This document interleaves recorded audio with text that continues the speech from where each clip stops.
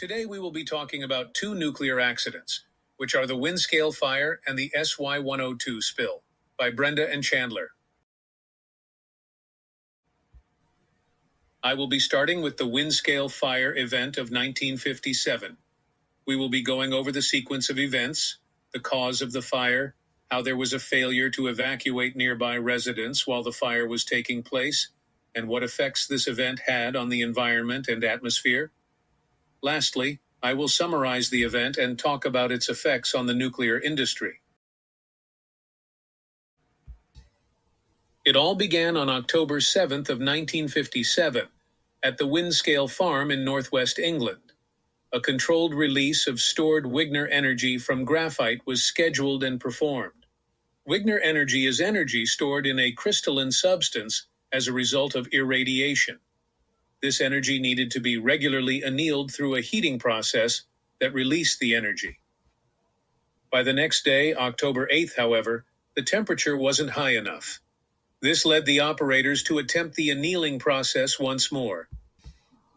The next day, October 9th, the temperature was at an alarming 400 degrees Celsius, marking the highest temperature the reactor ever reached.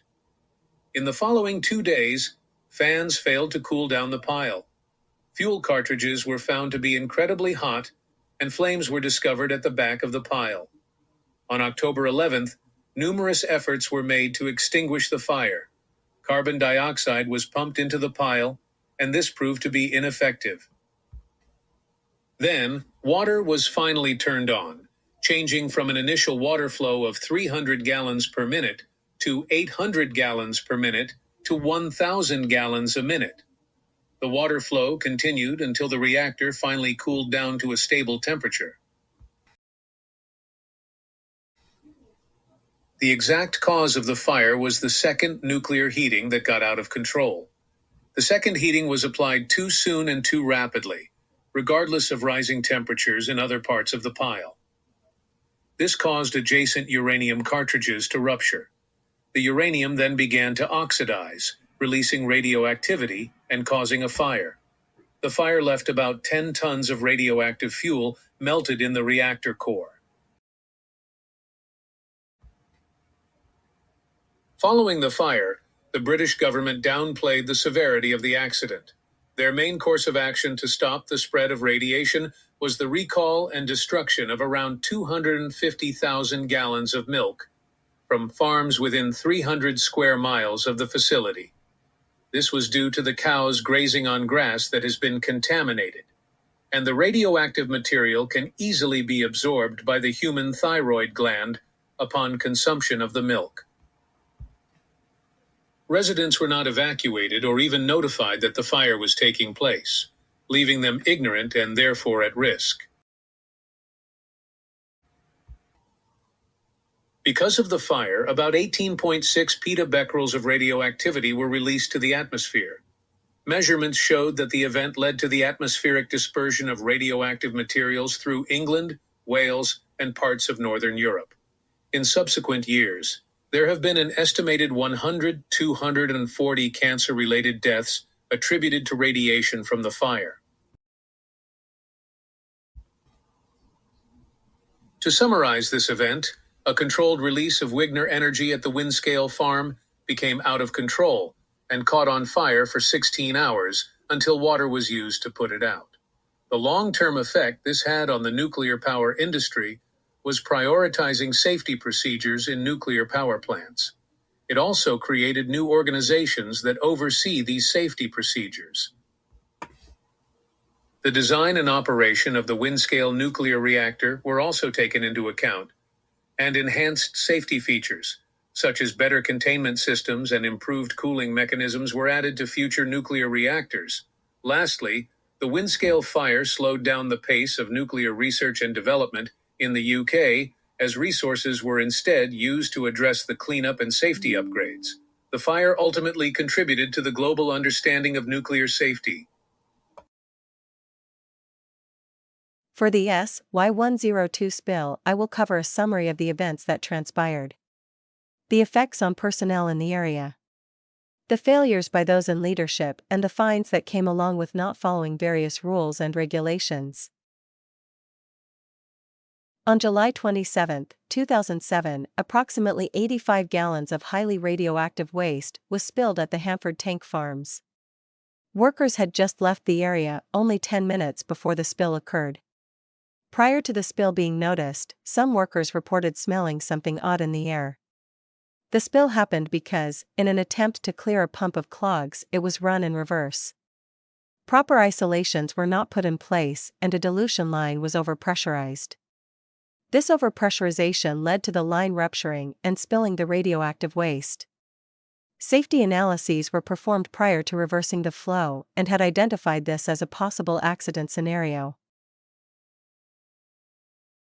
Hanford has denied cause, but several workers have come forward with various issues believed to be caused by inhalation of vapors from the night of the incident. These workers were exposed to vapors for hours before a site area emergency was declared. There have been no updates on Hanford ever accepting fault for these workers. The workers have been unable to receive medical compensation or unemployment benefits due to Hanford's refusal to accept fault. The creation of a formal safety system program is not a one-time activity. As the project is engineered, situations change and the program must be updated. The primary contractor failed to do so, and because of that, issues that could occur were not fully studied and contingencies were not put in place to create protective measures, resulting in the SY102 spill. The tank farm management also failed to properly consider the potential for chemical vapor exposure in its initial response and in initial medical actions. The accident also revealed weaknesses in work control, industrial hygiene, radiological projections, medical response, and emergency management. Similar issues were found in past events at the tank farm, thus indicating poor management oversight to ensure safety requirements were met. All of these issues cumulated into a harsh punishment by the Department of Energy. The tank farm was found in violation of 10 Code of Federal Regulations Part 830 regarding nuclear safety management. They were also found in violation of 10 Code of Federal Regulations Part 835 regarding occupational radiation protection. The Department of Energy found it was only a mere chance that more workers were not exposed as a result of this spill. The DOE issued a preliminary notice of violation with 9 violations and a proposed civil penalty of $302,500.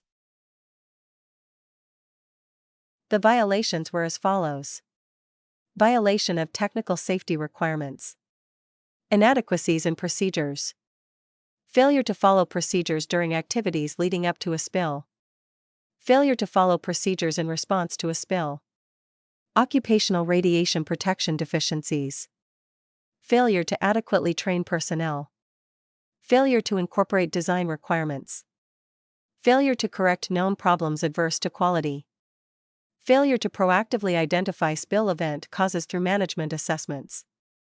Of these 9 violations, 1 was severity 1, the highest, 7 were severity 2, and 1 was severity 3.